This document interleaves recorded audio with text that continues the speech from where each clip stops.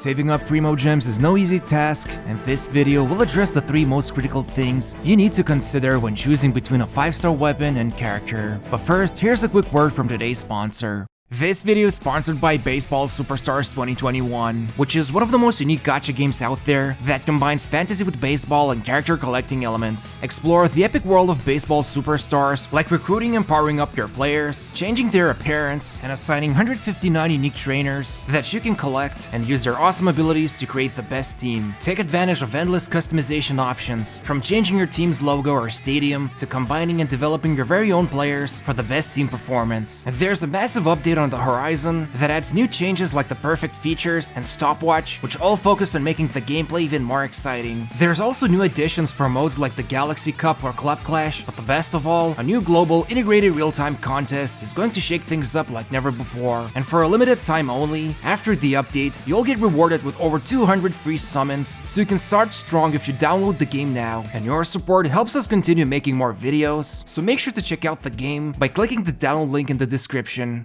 After half a year has passed since Genshin has launched, it's time we take a look at the most prominent thing nobody seems to be talking about, and it's the comparison between owning a 5-star character and weapon. And sure, most of us already know that a 5-star weapon is basically a direct upgrade over any 4-star weapon you own, with only a few exceptional cases, like a support character that depends on the energy recharge substat from a 4-star weapon. But even then, whenever you get your hands on a 5-star weapon, you're basically going to be upgrading at least the base attack of whatever lower rarity weapon you had, and to top it off, nearly every passive effect of a 5-star gives some sort of a strong damage or utility boost. Now on the other hand, a 5-star character is less easy to describe in terms of power, because it really depends on what other characters you have unlocked and leveled up, since sometimes, even if you have a 5-star character from the same element as a 4-star character, the biggest difference between the two is usually the superior base stats a 5-star has, but even then, they don't provide the most game-changing modifiers to your damage. And that's the thing about Genshin. While some characters can be a little more useful than others when it comes to general team building approach, it's safe to say that anyone can actually be used without a problem, since your main enemy is not the world or bosses you're facing, but the artifacts you will be farming. And in this case, a new 5-star character compared to a 5-star weapon is an intensive resource hogger, because when you get that legendary weapon, all you really need are a couple of hundred resin to gather up the ascension materials from the domains, and then enough patience to mine all of the ores for experience points. What's even more interesting is that once you have acquired at least 8 characters to build up 2 proper teams for the Abyss, then getting a 5-star weapon can actually be a great thing to boost your team's power, especially if you can get your hands on something like the Wolf's Gravestone that boosts your team's overall damage. However, you might be asking yourself if an all 5-star team is better for the Abyss, and the answer would be a strong no, because as of now, the pool of available characters isn't even that big when you have someone like Bennett, Xingqiu, Diona, and Xiangling, not to mention many other 4-stars that are insanely good for nearly any team comp. So at this time, it's basically a free-for-all when it comes to building your very own team without being afraid it won't perform well. So the main takeaway here would be that a 5-star weapon and a character are actually 2 very different things, even if they have their own separate banners. And while it can be a good idea to wish on weapons specifically, when you have your characters picked out, it's also important to keep in mind that weapon banners are specifically designed not to have a guaranteed pity system for the 2 showcased pieces of equipment, which means you should only wish if you like both of the presented options. But this actually opens up a different thing that needs to be addressed next.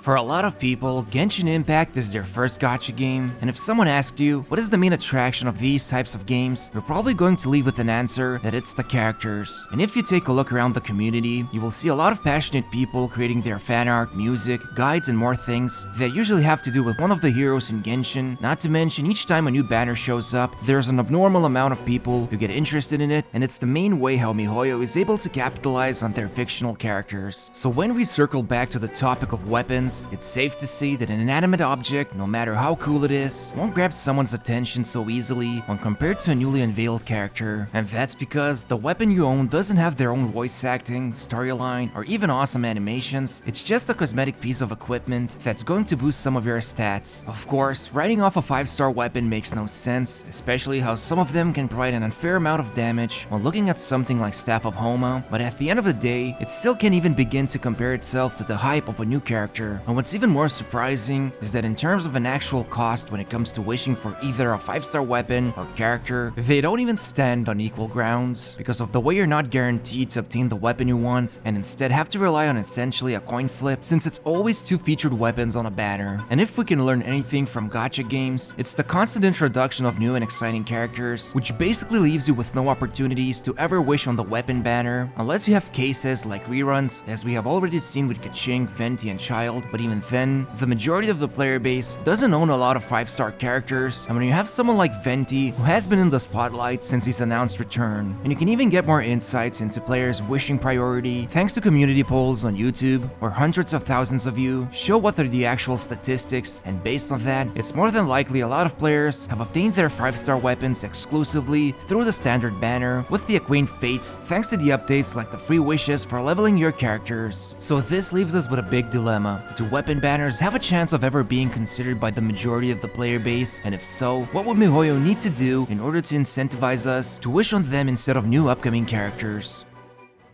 Many of us who have been playing Genshin can name at least few things that first grabbed our attention, be it the world exploration, beautiful animations, or the enchanting music that elevates the overall feelings for the game. And whether we like it or not, free-to-play games, especially as ambitious as Genshin Impact, need to find some sort of luxury offer that appeals to high-spending customers or the so-called whales. And because of the way this specific business model operates, maybe there's a reason why weapon banners aren't as popular as characters when it comes to wishing, but because the way it is designed, it's possible it could be generating a lot of revenue from the high-paying customers. But this leaves us with the rest of the player base who might be free to play or could be buying the Battle Pass and Welkin's Moon every month, which means unless you've been blessed with the most powerful RNG in the world, you won't be seeing a lot of 5-star weapons since you're more than likely going to be going after the new 5-star characters or the featured 4 stars for more constellations instead. So for now, it looks like these weapons will remain as a luxury item for those who are willing to pay the premium price, and maybe in the foreseeable future, if miHoYo introduces a less expensive, or at least more guaranteed way of obtaining what's actually shown on the weapon banner, we might get to see more players running around with those legendary items. And ultimately, until we get really challenging content in the game, going for some characters is a better choice for those who want to diversify, while the other group of people who want to double down on their team's power by getting 5-star weapons could be a different and good strategy. Still, it's important to always empathize with everyone who plays the game and to understand their perspective, because maybe it is the best idea to start summoning on weapon banners once you have a full team assembled, but then again, the lure of a new character is a tough one to resist, and at the end of the day, operating on emotions is how we deal with our lives daily. But as we have seen, a comparison between a 5-star weapon and character will remain an uneven battle that's riddled with a lot of edge cases.